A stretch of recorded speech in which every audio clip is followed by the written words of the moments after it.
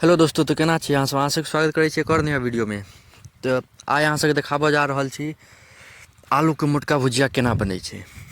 तो चलू देखियो, पहले तेल के गरम कऽ लेब, लोहिया में धऽ लेब तेल के, ओकरा गरम कऽ लेब। ओहिमे फेर जीर, पचफोरना, सूखल मिरचाइ ई सब धऽ देबै। देखबै जखन ई जरि जायत तहन एहिमे आब आलू खसा देबै, पूरा बढ़िया से आलू खसा देबै। ई मोटका भुजिया हमर गाँव के प्रसिद्ध भुजिया छै। भोज में इएह ई नहि बनत तऽ बुझियौ भोज कोनो कर्मक नहि, बनबे टा करत। भात दालि के भोज हैत ई भुजिया बनबे करत। ई हमर गाँव के नियम छै, प्रसिद्ध भुजिया छै। एहन भुजिया कतहु नहि बनैत हेतै। हम तऽ कहै छी पूरा दुनिया में एहन भुजिया नहि बनैत हेतै जेहन हमर गाँव के ई भुजिया बनै छै। बड़ी स्वादिष्ट रहै छै खायमे, तत नीक लागत देखाबै छी अहाँ सबके। ई तऽ कनि हमर मम्मी पातर कटलकै, अइयो से ज्यादा मोटगर मोटगर भुजिया रहै छै। बड़का बड़का जे आलू रहै छै ओकर सीधा 4 फाँक कऽ दै छै, बना दै छै ओकर मोटका भुजिया। तऽ देखियौ एकरा बढ़िआँसँ पहिले ओहिमे अथी कऽ लेब, लारि चारि लेब। ओहिके बाद फेर हल्दी धऽ देबै, हल्दीके बाद नमक धऽ देबै। एहिमे ईसब धऽ देबै तखन कनि गलतै। नमक धऽ लेब अपन स्वाद अनुसार। ओकर बाद मिला लेब सबके बढ़िआँसँ, लारि चारि लेब। हमर गाँवमे भोजमे मोटका भुजिया बनबे टा करै छै। जे नहि बनत जे भोजमे बनबे करै छै, एहन आइ तक भोजे नहि भेलै जाहिमे मोटका भुजिया नहि बनै। आलूके मोटका भुजिया बड़ी नीक लगै छै खायमे। देखियौ बढ़िआँसँ सबके लारि लेब चारि लेब, सबके बढ़िआँसँ मिला लेबै नमक हरदिके। ओकर बाद झाँपि देबै, फेर कनि देरके बाद उघारि लेब, फेर कनि लारि चारि देबै।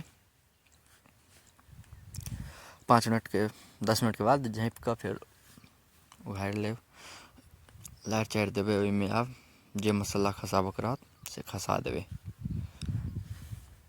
पहिले बढ़िआँसँ सब नीचाँमे सटि गेल हैत तऽ ओकरा कनि बढ़िआँसँ उतारि लेब, कनिक लागि जाइ छै तऽ बढ़िआँसँ फेर सबके भुजि लेब, मतलब अथी लारि चारि लेब पूरा एकदम बढ़िआँसँ। सब मिल जाए बढ़िआँसँ। एहिके बाद एहिमे फेर झाँपि देबै। फेर आब जो निकालबै, एहिमे की होइ छै बार बार झाँपि देबै ने तऽ ओ भापसँ ई जल्दी गलै छै। भुजिया बनाबऽके इएह टेकनीके छै। एहिके बाद फेर आब एहिमे सबचीज ऐड कऽ देबै, मसाला सब। देखियौ ई मिरचाइ धऽ लेब, जेहन अहाँ खा सकी करू ओहि हिसाबसँ धऽ लेब।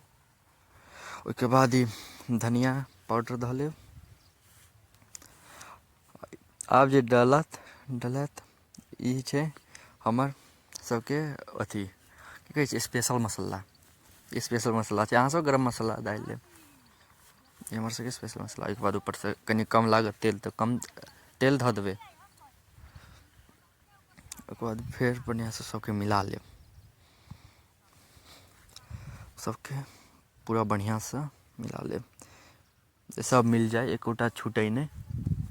बढ़िआँसँ मिला लेब, फेर एकरा झाँपि देबै।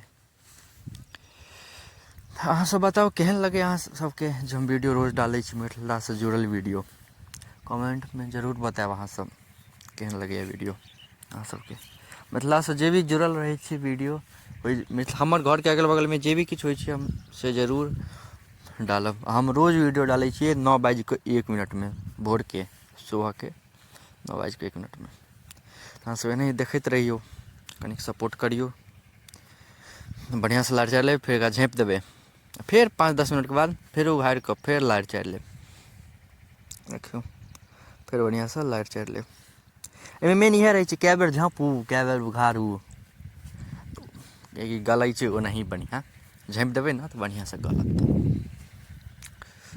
नहि तऽ काँचे रहत।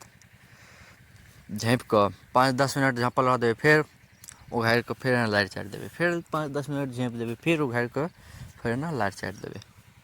नहि तऽ ओना एके बेर छोड़ि देबै जरिए जाएत, सबटा नीचाँमे लागि जाएत। फेर लारि चारि लेब आ फेर एकरा झाँपि देबै।